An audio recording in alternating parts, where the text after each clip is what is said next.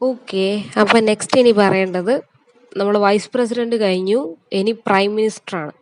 Prime minister ആണ് നമ്മുടെ രാജ്യത്ത് അല്ലെങ്കിൽ ഈ പാർലമെന്ററി സിസ്റ്റം ഉള്ള രാജ്യങ്ങളിൽ ഏറ്റവും ഇമ്പോർട്ടൻസ് ആർക്കാണെന്ന് വെച്ച് കഴിഞ്ഞാൽ പ്രൈം മിനിസ്റ്ററിനാണ്. പ്രസിഡന്റിനല്ല, പ്രൈം മിനിസ്റ്ററിനാണ്. So he is the most powerful functionary under the constitution. Constitution പ്രകാരം ഏറ്റവും കൂടുതൽ അധികാരം ഉള്ളത് ഈ പറയുന്നത്, അല്ലെങ്കിൽ ഏറ്റവും സ്ട്രോങ് ആയിട്ടുള്ള ആള് പ്രൈം മിനിസ്റ്റർ ആണ്. His the simple of the government in the ice of people. ജനങ്ങളുടെ മുമ്പിൽ ഒരു ഗവൺമെന്റ് എന്നുള്ളതിന്റെ സിമ്പിള് അവരാണ്. ആരാണ്? പ്രൈം മിനിസ്റ്റർ ആണ്. ഇപ്പൊ നമ്മൾ ലേറ്റസ്റ്റ് ആയിട്ട് നമ്മൾ ഇപ്പോഴത്തെ പ്രൈം മിനിസ്റ്ററിന്റെ കാര്യം പറയുകയാണെങ്കിൽ നമ്മൾ എന്ത് പറഞ്ഞു കഴിഞ്ഞാലും പ്രധാനമന്ത്രി അങ്ങനെ ചെയ്തു ഇങ്ങനെ ചെയ്തു പറയും. കാരണം എന്താണ്? ഒരു രാജ്യത്തിന്റെ മുഖമായിട്ട് കാണുന്നത് പ്രൈം മിനിസ്റ്ററെയാണ്. നമ്മൾ പ്രസിഡന്റിന് അത്ര വാല്യൂ കൊടുക്കാറില്ല.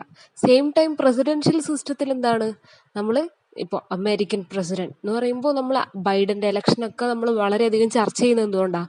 ബിക്കോസ് അവിടെ ഇമ്പോർട്ടൻസ് ആയിരിക്കാണ് പ്രസിഡന്റിനാണ്. ഇവിടെ നേരെ എന്താണ്, prime മിനിസ്റ്ററിനാണ്. So the role of prime minister in a parliamentary system has become so important in recent times. Some observers prefer to call the form of government as a prime ministerial government. അപ്പൊ ഇന്നത്തെ കാലത്ത് ഈ ഒരു prime മിനിസ്റ്ററുടെ government അല്ലെങ്കിൽ prime minister ആണ് first person എന്നുള്ള രീതിയിലുള്ള ഒരു ഒരു രീതിയാണ് നടന്നുകൊണ്ടുള്ളത്. നമുക്കിപ്പോൾ പ്രസിഡന്റ് ആരാന്ന് അറിയുന്നതിനേക്കാളും താല്പര്യം ആരാണ് നെക്സ്റ്റ് പ്രധാനമന്ത്രി എന്ന് അറിയാനാണ്. സോ അപ്പൊ എന്താണ്, അങ്ങനെയുള്ള ഒരു ഇതിനെ ആൾക്കാർ, ഇത് നിരീക്ഷിക്കുന്ന ആൾക്കാർ അതിനെ വിളിക്കാൻ ആഗ്രഹിക്കുന്നത് ദ പ്രൈം മിനിസ്ട്രിയൽ ഗവൺമെന്റ് എന്നാണ്. മനസ്സിലായല്ലോ? പ്രൈം മിനിസ്റ്റർ ആണ് എല്ലാം ആണ് കുറെ ആൾക്കാരുടെ വാദം. The constitution of India provides for a minister as a head of the council of ministers and to aid and advise the president. അപ്പോൾ നമ്മുടെ കോൺസ്റ്റിറ്റ്യൂഷൻ, നമ്മുടെ ഭരണഘടന പ്രകാരം പ്രൈം മിനിസ്റ്റർ എന്തിന്റെ ഹെഡാണ്? കൗൺസിൽ ഓഫ് മിനിസ്റ്റേഴ്സിന്റെ ഹെഡാണ്. President, vice president, prime minister, അതിന്റെ താഴെ ആരാണ്? Council of minister. Council of minister എന്ന് പറഞ്ഞാൽ ആരാ? ഈ ലോക്സഭയിലുള്ള മെമ്പേഴ്സ്, അതായത് അതിൽ നിന്ന് സെലക്ട് ചെയ്തിട്ട് ഓരോ വകുപ്പും കൊടുത്തിട്ടുള്ള ആൾക്കാർ, മന്ത്രിമാരാണ് കൗൺസിൽ ഓഫ് മിനിസ്റ്റേഴ്സ്. മന്ത്രിമാരുടെ ഹെഡാണ് ആര്? Prime minister. പ്രൈം മിനിസ്റ്ററിന്റെ ഡ്യൂട്ടി എന്താണ്? നമ്മുടെ പ്രസിഡന്റിന്, രാഷ്ട്രപതിക്ക് ഉപദേശം കൊടുക്കുക, അദ്ദേഹത്തിന് വേണ്ട സഹായം ചെയ്തു കൊടുക്കുകയാണ് ആരുടെ ഡ്യൂട്ടി? പ്രൈം മിനിസ്റ്ററിന്റെയും അതുപോലെ ആ സംഘത്തിന്റെയും ഡ്യൂട്ടി. മനസ്സിലായല്ലോ? ആരാണ് പ്രധാനമന്ത്രിനെ വെക്കുന്നത്? President appoints the prime minister. Okay. അപ്പൊ ആരാണ്? പ്രസിഡന്റ് ആണ് ഒരു പ്രധാനമന്ത്രിനെ വെക്കുന്നത്, അപ്പോയിന്റ് ചെയ്യുന്നത്. സെലക്ട് ചെയ്യുന്നവരാണ് ഈ കൗൺസിൽ ഓഫ് മെമ്പേഴ്സ് ആണ്. കൗൺസിൽ ഓഫ് മെമ്പേഴ്സും അതേപോലെ അവരുടെ പാർട്ടിയൊക്കെയാണ് തീരുമാനിക്കുന്നത് ആരാണ് പ്രധാനമന്ത്രി ആവേണ്ടത്. പക്ഷെ അവരെ അപ്പോയിന്റ് ചെയ്യണമല്ലോ. ഓക്കെ, നിങ്ങളെ പിടിച്ച് ഈ സ്ഥാനത്തേക്ക് ഇടുന്നു എന്ന് പറയുന്ന ആരാണ്? പ്രസിഡന്റ് ആണ്. Okay. The president invites the leader of majority party or of the coalition of parties in Lok Sabha to form the government. President എന്ത് ചെയ്യും? അവരെ ക്ഷണിക്കും. എന്തിനാണ്? നിങ്ങൾക്ക് ഇപ്പൊ ഏറ്റവും കൂടുതൽ വോട്ട് കിട്ടിയ പാർട്ടിനെ ക്ഷണിക്കും. നിങ്ങൾക്ക് ഭരണം വേണോ? ഓക്കെ എന്ന് പറഞ്ഞിട്ട് നമ്മൾ ഇൻവൈറ്റ് ചെയ്യും. മനസ്സിലായോ? ഇല്ലെങ്കിൽ ഗ്രൂപ്പ് ഓഫ് പാർട്ടി ചേർന്നിട്ടായിരിക്കും ഇതുണ്ടാവുക. എന്താ സഖ്യങ്ങൾ എന്നൊക്കെ പറയുന്ന വീട്ടില് ഇപ്പോൾ NDA എന്ന് പറഞ്ഞു കഴിഞ്ഞാൽ എന്താണ്? നാഷണൽ ഡെമോക്രാറ്റിക് അലയൻസ് ആണ്. NDAയിൽ കുറെ പാർട്ടീസ് ഉണ്ട്, BJP ആൻഡ് എക്സെട്ര. അതുപോലെ കോൺഗ്രസ് എന്ന് പറയുന്നത് UPA. മനസ്സിലായല്ലോ? UPAയിലും അതേപോലെ തന്നെ ഒരുപാട് പാർട്ടികൾ ചേർന്നിട്ടാണ് UPA എന്നുള്ള ഗവൺമെന്റ് ഉള്ളത്.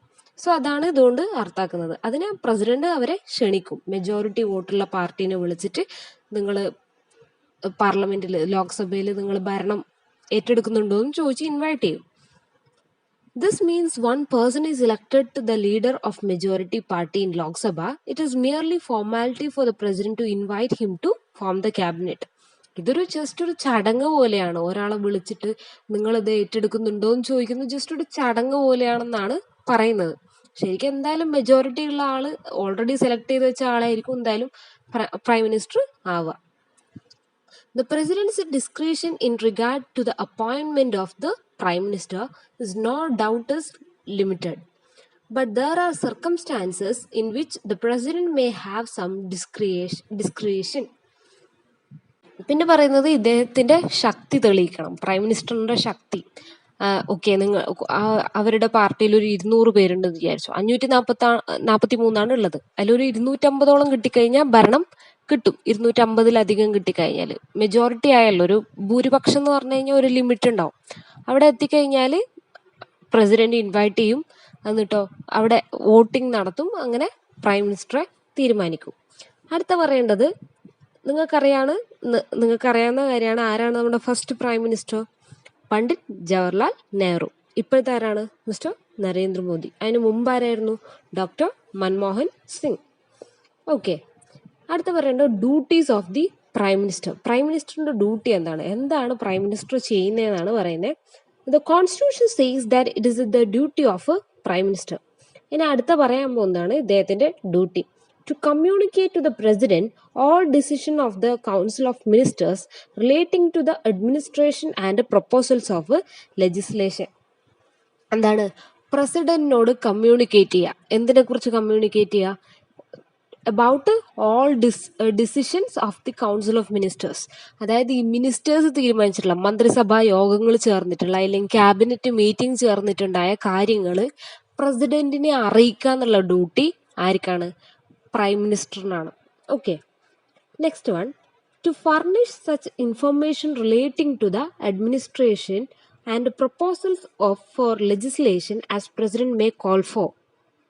ഭരണപരമായ കാര്യങ്ങൾ, അതുപോലെ തന്നെ അഡ്മിനിസ്ട്രേഷൻ റിലേറ്റഡ് ആയിട്ടുള്ള കാര്യങ്ങൾ, അതിനെക്കുറിച്ചുള്ള പ്രൊപ്പോസൽസ് ഒക്കെ പ്രസിഡന്റ് ചോദിച്ചു കഴിഞ്ഞാൽ പറഞ്ഞു കൊടുക്കാം എന്നുള്ളതാണ് ഇവരുടെ ഡ്യൂട്ടി.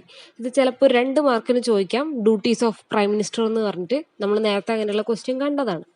അടുത്തത് third point, if the president so requires to submit the consideration of the council of ministers any matter on which the decision has been taken by minister individually.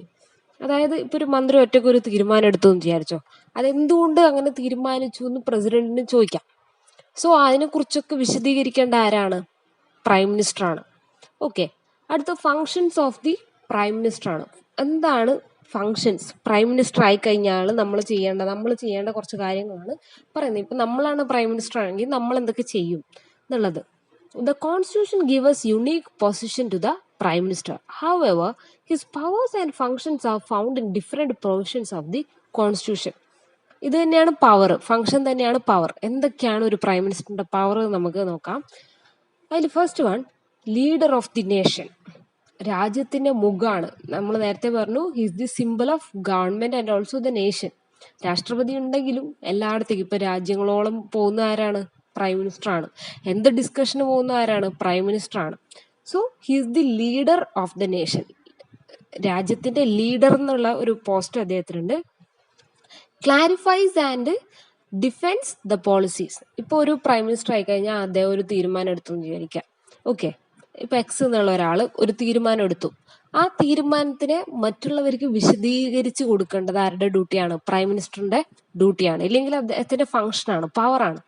എന്താണോ അദ്ദേഹം തീരുമാനിച്ചത്, ഹി ഓർ ഷീ തീരുമാനിച്ചത്, അതിനെ clarify ചെയ്ത് കൊടുക്കുക, മറ്റുള്ളവർക്ക് മനസ്സിലാക്കി കൊടുക്കുക. അതേപോലെ ഡിഫെൻഡ് ചെയ്യുക. അത് ചിലപ്പോൾ ഒരു തെറ്റായ തീരുമാനമായി പോവാം. മനുഷ്യന്മാരല്ലേ, തെറ്റായ തീരുമാനം എടുത്തിരിക്കാം. അതിനെ ഡിഫെൻഡ് ചെയ്യുക. ഞങ്ങൾ ചെയ്തത് ശരിയാണെന്നുള്ളത് പറയാനും ഉള്ള അവകാശം ആർക്കാണ്? ഈ പ്രൈം മിനിസ്റ്ററിന് ആണ്.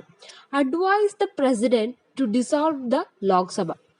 ലോക്സഭ പിരിച്ചുവിടുന്നതിനെ കുറിച്ചൊക്കെ അഡ്വൈസ് ചെയ്യാം. പ്രസിഡന്റിനോട് കാര്യങ്ങൾ അവതരിപ്പിക്കാൻ, പ്രസിഡന്റിനെ ഉപദേശിക്കാനുള്ള ഡ്യൂട്ടി, ഇല്ലെങ്കിൽ അതും ഒരു ഫങ്ഷനാണ്. Chairman of the planning commission. Planning commission എന്ന് പറയുന്നത് ഇപ്പോഴത്തെ നീതി ആയോഗ് എന്ന് പറയും. നീതി ആയോഗ് എന്ന് പറഞ്ഞു കഴിഞ്ഞാൽ ഇപ്പോൾ ഒരു ഗവൺമെന്റ് എന്തൊക്കെയോ പുതിയ പദ്ധതികൾ നടപ്പിലാക്കുന്നുണ്ടെന്ന് വെച്ചോ, അതിന്റെ തിങ്ക് ടാങ്ക് എന്നാണ് നീതി ആയോഗിനെ വിളിക്കുന്നത്. എന്താണ് നീതി ആയോഗ് എന്ന് വെച്ച് കഴിഞ്ഞാൽ ഒരു ഗ്രൂപ്പാണ്, ഒരു ഗ്രൂപ്പ് ഓഫ് ആൾക്കാരാണ്. അതിന്റെ ഹെഡ് എന്ന് പറയുന്നത് പ്രൈം മിനിസ്റ്റർ ആണ്.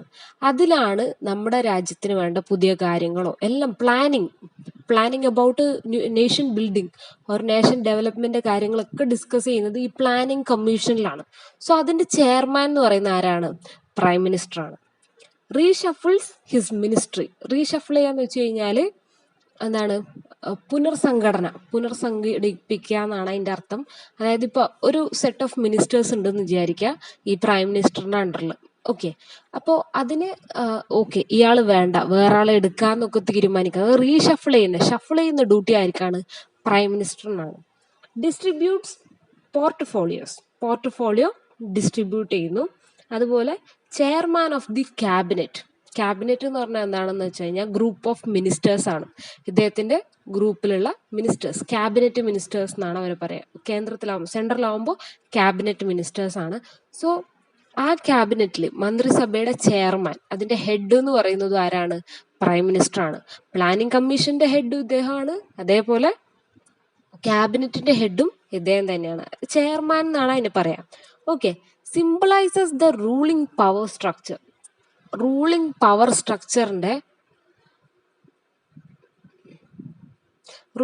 സ്ട്രക്ചറിന്റെ ആ ഒരു എന്താണ് സിംബലൈസ് ചെയ്യുന്നതും ഇതേ വ്യക്തിയാണ്. Okay. Symbolise the ruling power structure. Forms the government. ഗവൺമെന്റിനെ ഉണ്ടാക്കുന്നത് അല്ലെങ്കിൽ ഗവൺമെന്റിന് രൂപം കൊടുക്കുന്ന ആരാണ്? ഇതേ പ്രൈം മിനിസ്റ്റർ ആണ്. Forms the government. ഗവൺമെന്റ് ഉണ്ടാക്കുക, മനസ്സിലായല്ലോ. ഗവൺമെന്റ് ഉണ്ടാക്കുക എന്ന് വെച്ച് കഴിഞ്ഞാൽ അവരുടെ പാർട്ടി, ഇപ്പൊ ഏതെങ്കിലും ഒരു പാർട്ടി, ഒരു XYZ പാർട്ടി ജയിച്ചു, അപ്പൊ എന്താണ്, അതിൽ നിന്ന് ആൾക്കാരെ സെലക്ട് ചെയ്ത് ഒരു ഗവൺമെന്റ് രൂപീകരിക്കണം അല്ലെ. അതാരുടെ ഡ്യൂട്ടിയാണ്? പ്രൈം മിനിസ്റ്ററിന്റെ ഡ്യൂട്ടിയാണ്. അതുപോലെ leader of the party in power. ഇപ്പൊ ഒരു പാർട്ടിയുടെ ജയിച്ചു എന്ന് വിചാരിച്ചോ, ആ പാർട്ടിയുടെ ഹെഡ് ആരായിരിക്കും? ഈ പ്രൈം മിനിസ്റ്റർ ആയിരിക്കും. ഹെഡ് എന്ന് പറഞ്ഞു കഴിഞ്ഞാൽ ഈ പ്രൈം മിനിസ്റ്റർ പറയുന്ന പോലെ ആ പാർട്ടിയിലുള്ള ആൾക്കാർ കേൾക്കുള്ളൂ. ഓക്കെ. Party in power. പവറിൽ ഏത് പാർട്ടിയാണുള്ള ആ പാർട്ടിയുടെ ആൾക്കാരൊക്കെ, അല്ലെങ്കിൽ ആ പാർട്ടിക്കാണ് എന്ത് പവർ കൂടുതൽ എന്ന് വേണമെങ്കിൽ നമുക്ക് പറയാം. These are the main functions. ഇത് കുറച്ചും കൂടി എക്സ്പ്ലെയിൻ ചെയ്ത് പറഞ്ഞു കഴിഞ്ഞാൽ, the prime minister forms the government. With the appointment of the Prime Minister, the essential work of the President is over. The Minister distribute the portfolios of the ministers according to discretion. The Prime Minister reshuffles his ministry. The Prime Minister is the leader of party in power, and the Prime Minister is the leader of nation, and the Prime Minister is the chairman of cabinet. The Prime Minister is the chairman of planning commission. The Prime Minister clarifies and defends the policies of government and advises the President to dissolve Lok Sabha before the expiry of its term. Okay. The Prime Minister of India occupies a key position in the government and as well as in the party. At the national level, he symbolizes the ruling power structure in the country. Okay. ഇത്രയും കാര്യങ്ങളാണ് നമ്മൾ prime മിനിസ്റ്ററിൽ പഠിക്കുന്നത്. എന്തൊക്കെയാണ് നമ്മൾ prime മിനിസ്റ്ററിന്റെ കാര്യത്തിൽ പറഞ്ഞത്? ആരാണ് prime minister? ആരാണ്? He is the most powerful functionary under the constitution. പിന്നെ പറഞ്ഞു he symbolise the government in ruling. പിന്നെ ആരാണ് ഇദ്ദേഹത്തെ അപ്പോയിന്റ് ചെയ്യുന്നത്? പ്രസിഡന്റ് ആണ് അപ്പോയിന്റ് ചെയ്യുന്നത്. എന്താണ് ഒരു പ്രൈം മിനിസ്റ്ററിന്റെ ഡ്യൂട്ടീസ് നമ്മൾ പറഞ്ഞു. അതിനു മുമ്പായിട്ട് എന്താണ് കോൺസ്റ്റിറ്റ്യൂഷൻ ഓഫ് ഇന്ത്യ പറയുന്നത് എന്ന് വെച്ച് കഴിഞ്ഞാൽ, ഇദ്ദേഹമാണ് എന്ത് ചെയ്യേണ്ടത്? പ്രസിഡന്റിനെ ഉപദേശിക്കേണ്ടത്. അഡ്വൈസിങ് ദി പ്രസിഡന്റ് എന്നും പറഞ്ഞു. പിന്നെ മെജോറിറ്റി ഓഫ് വോട്ട് കിട്ടിയ പാർട്ടിയിൽ നിന്നായിരിക്കും ഒരു ലീഡറിനെ വിളിച്ച് ഗവൺമെന്റ് ഫോം ചെയ്യാൻ പറയാം. പിന്നെ പറഞ്ഞ എന്താ, നമ്മുടെ duties of prime minister. Prime മിനിസ്റ്ററിന്റെ ഡ്യൂട്ടി എന്താണെന്ന് വെച്ച് കഴിഞ്ഞാൽ, കൂടെയുള്ള മിനിസ്റ്റേഴ്സൊക്കെ ആയിട്ട് കമ്മ്യൂണിക്കേറ്റ് ചെയ്യുക, അത് പ്രസിഡന്റിനോടും കമ്മ്യൂണിക്കേറ്റ് ചെയ്യാം. പിന്നെ furnish information relating to the administration. ഭരണവുമായി ബന്ധപ്പെട്ട കാര്യങ്ങളൊക്കെ പുതുക്കുക, അങ്ങനെയുള്ള കാര്യങ്ങൾ. The president so requires. ഇപ്പൊ പ്രസിഡന്റ് റിക്വസ്റ്റ് ചെയ്യണം, ചോദിക്കുകയാണെങ്കിൽ എന്താണ് അവിടെ നടന്ന റീകൺസിഡറേഷൻ, കൗൺസിൽ ഓഫ് മിനിസ്റ്റേഴ്സിന്റെ കാര്യങ്ങളൊക്കെ പറഞ്ഞു കൊടുക്കേണ്ട ആരാണ്? ഈ പ്രസിഡന്റ് ആണ്. പ്രൈം മിനിസ്റ്റർ ആണ്. പിന്നെ പറഞ്ഞത് ഫങ്ഷൻസ് ആണ്. 1 2 3 4 5 6 7 8 9 ഫങ്ഷൻസ് നമ്മൾ പറഞ്ഞു. 10 നമ്മൾ പറഞ്ഞു. അത് എന്തായാലും പഠിച്ചിരിക്കുക. ചിലപ്പോൾ ഒരു 6 മാർക്കിന് ചോദിക്കാം, 4 മാർക്കിന് ചോദിക്കാം, 2 മാർക്കിനും ചോദിക്കാം. Okay. He is the leader of the party in power, leader of the nation, clarifies and defends the policies, advises the president to dissolve the Lok Sabha, chairman of planning commission, reshuffles his ministry, distributes portfolios, chairman of the cabinet, and symbolizes the ruling power structure, forms the government. ഇത്രയും കാര്യങ്ങളാണ് അതിലുള്ളത്. Okay.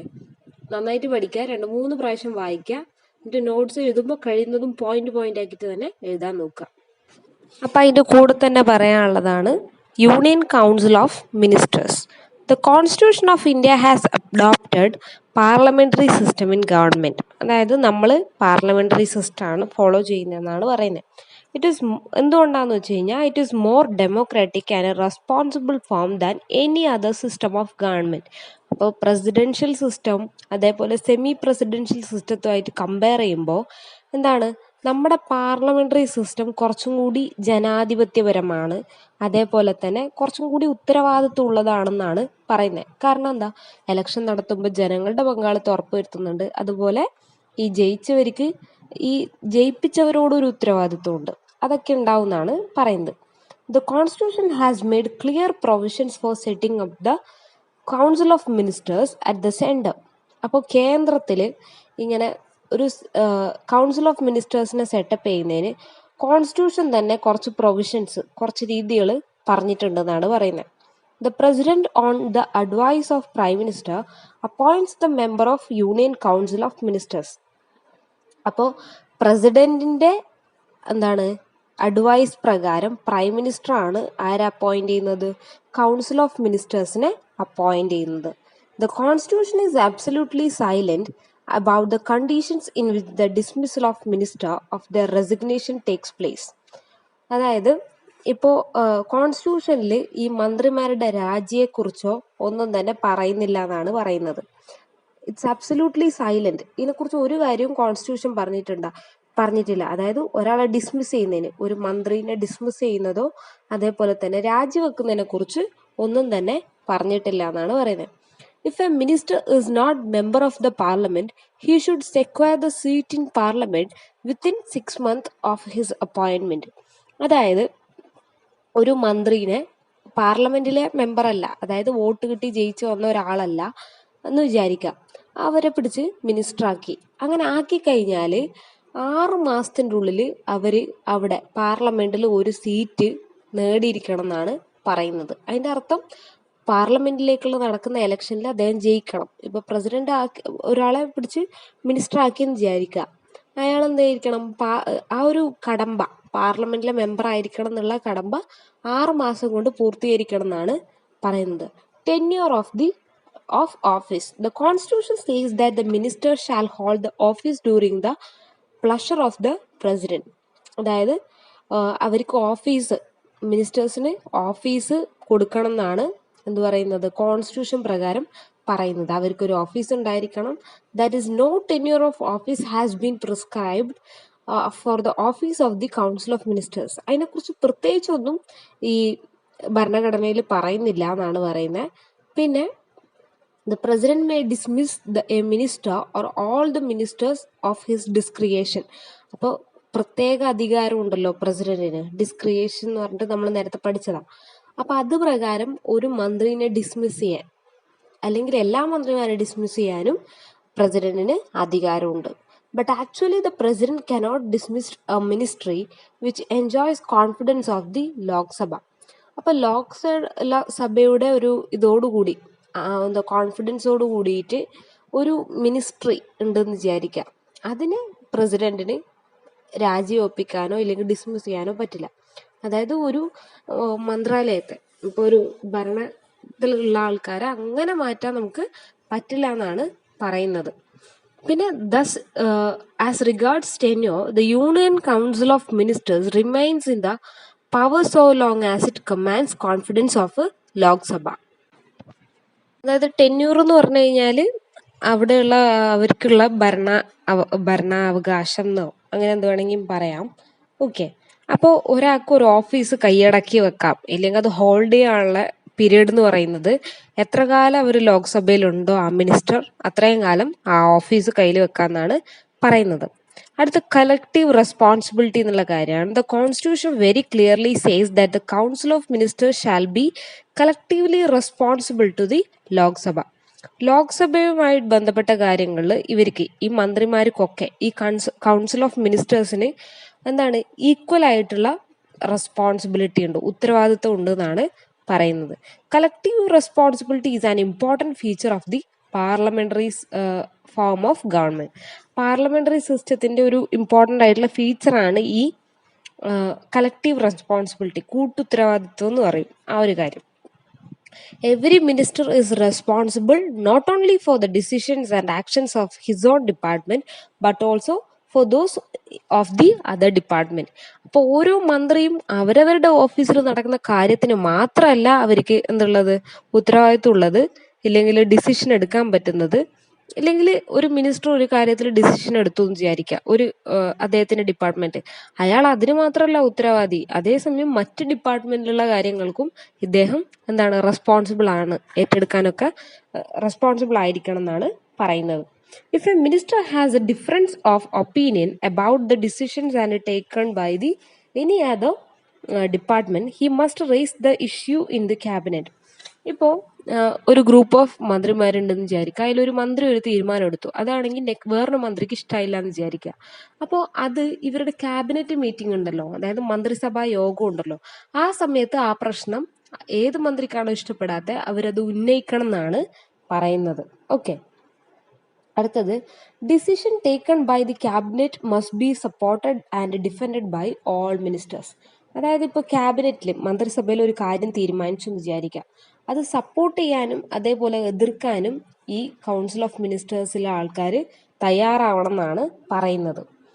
If any minister is not willing to agree with the decisions of the cabinet he has to resign from the council of ministers. അതായത് ഒന്നോ reject ചെയ്യണം ഇല്ലെങ്കിൽ support ചെയ്യണം.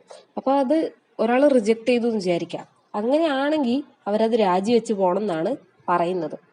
Collective responsibility further implies that the Council of Ministers is answerable to the Lok Sabha. അതായത് ഈ ഒരു തീരുമാനം, ഒരു ഇമ്പോർട്ടൻ്റ് ആയിട്ടുള്ള കാര്യം ഡിസ്കസ് ചെയ്ത് അതിലൊരു തീരുമാനം എടുക്കാമെന്ന് വിചാരിക്കുക, അതിലൊരു മന്ത്രിക്കാണെങ്കിൽ വേറൊരു അഭിപ്രായം, നമ്മൾ ഓൾറെഡി പറഞ്ഞു എന്താണ് കളക്റ്റീവ് റെസ്പോൺസിബിലിറ്റിയാണ്. എന്തൊരു തീരുമാനം എടുത്താലും ഈ പറയുന്ന മന്ത്രിമാർക്കൊക്കെ എന്താണ് തുല്യ അധികാരമാണ്, അല്ലെങ്കിൽ ഉത്തരവാദിത്തമാണ്. അപ്പൊ അതിൽ നിന്ന് അതുമായിട്ട് ഒരാൾക്ക് സഹകരിക്കാൻ പറ്റുന്നില്ലെങ്കിൽ അയാൾ രാജിവെച്ച് പുറത്തു പോകണമെന്നാണ് പറയുന്നത്. ഓക്കെ, അപ്പോൾ അങ്ങനെ ചെയ്യുന്നില്ലെങ്കിൽ അങ്ങനെ ചെയ്യണം എന്നാണ് പറയുന്നത്. അതിപ്പോൾ പാർലമെന്റിൽ അവതരിപ്പിക്കാന്ന് വിചാരിച്ചോ, അപ്പോൾ ഭരണപക്ഷത്ത് തന്നെ ഇല്ലെങ്കിൽ ഈ മിനിസ്റ്റേഴ്സിന്റെ ഇടയിൽ തന്നെ രണ്ടഭിപ്രായം ഉണ്ടാവാൻ പാടില്ല, അതാണ് പറയുന്നത്. Lok can be drive out of the government from power. It feels that the performance of ministry is not satisfactory.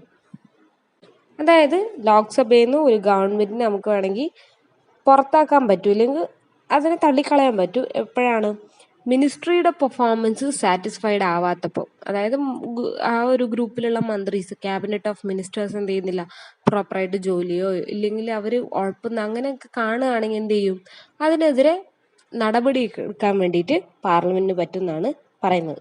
Lok Sabha. Ministers are also individually responsible for what happens within the field of activities assigned to them. അതായത് എന്താണ് ഓരോ മിനിസ്റ്ററിനും ഇപ്പോൾ ഒരു വകുപ്പ് എടുക്കുക, എന്താണ് വ്യവസായ വകുപ്പ് എന്ന് വിചാരിക്കുക, അതിലുള്ള കാര്യങ്ങളെ കുറിച്ചൊക്കെ ഇയാൾക്ക് നല്ല ബോധം ഉണ്ടായിരിക്കണം. അതിനെക്കുറിച്ച് എന്താണ് എന്ത് കാര്യം അവിടെ നടന്നു കഴിഞ്ഞാൽ അതിന്റെ കംപ്ലീറ്റ് റെസ്പോൺസിബിലിറ്റി ആ മിനിസ്റ്ററിനായിരിക്കും എന്നാണ് പറയുന്നത്. They cannot defend themselves by blaming their officials. അതായത് ഇപ്പോൾ നിങ്ങളൊരു മിനിസ്റ്ററാണെന്ന് വിചാരിക്കാം, നിങ്ങൾക്കൊരിക്കലും നിങ്ങളുടെ ഉദ്യോഗസ്ഥന്മാരെ കുറ്റം പറഞ്ഞുകൊണ്ട് നിങ്ങൾക്ക് ഒഴിഞ്ഞു മാറി നിൽക്കാൻ പറ്റില്ല. അതിന്റെ ഉത്തരവാദിത്തമായിരിക്കാണ് നിങ്ങൾക്ക് തന്നെയാണ്. ഓക്കെ, ഇതാണ് പറയുന്നത്. അടുത്ത ടൈപ്പ് ഓഫ് മിനിസ്റ്റേഴ്സ് ആണ് എടുക്കേണ്ടത്, അത് നമുക്ക് അടുത്ത ക്ലാസ്സിൽ എടുക്കാം. ഓക്കെ.